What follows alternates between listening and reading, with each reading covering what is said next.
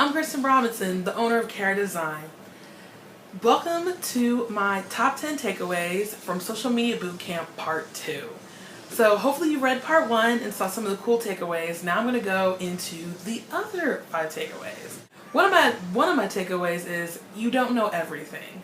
So even though I was there as the social media expert, it's always good to come in with a mindset of that you don't know everything, because acting that way is, I find, especially when I was there, was you seem more arrogant and it's harder for your audience to really connect with you if you're on that upper echelon stage. It's okay to be an expert, but you don't have to proclaim that you know everything. My number 2 takeaway is that you're always going to learn something.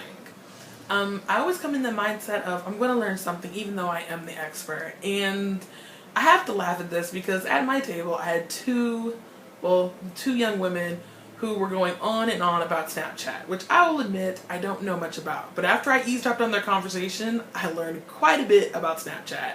So always have an open mind that you will learn something. My other takeaway from the social media bootcamp is that there's always more than one way to get there.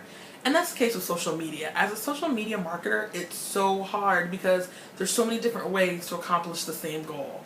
Get more clients, get more leads. I mean, there's so many different strategies and things out there, and it's really hard to concentrate on just one surefire thing, because what works for someone may not work for another, but it's also good to have lots of options.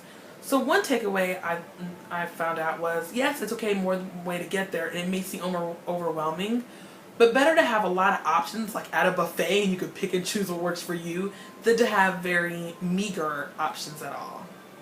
My number 9 takeaway was it was so cool seeing the Twitter interaction on the screen. So while I was there, and if you look at some of the pictures, there's a big screen of the PowerPoint and things like that. And during the breaks and when it wasn't time for presentations, there was a screen that would show, just a big screen like this, that would show the interaction going on with the hashtag that was designated for the event.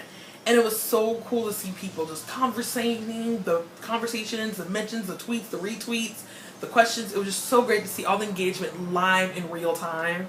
It was just so cool. Something that I've never seen before on that big of a scale, and it was just so cool to see it. And my 10th takeaway is it was so cool as what I would say to geek out. I never really get the time to be with other social media practitioners or social media marketers, no matter what the specialty of their industry is. So it was so amazing to throw out like a social media term or speak something in my social media language that it seems like only we know what we're talking about, and have someone exactly know what I said without any further explanation. They knew what I said, and like I said, it was so cool to just hang out with a bunch of social media nerds like myself, and it was just a blast and lots of fun. So there you have it, my top 10 takeaways for Social Media Bootcamp. You can also click the link to see part 1, my 1 through 5 takeaways. And thank you so much for visiting, and please comment below and let me know your thoughts. Alright, thanks.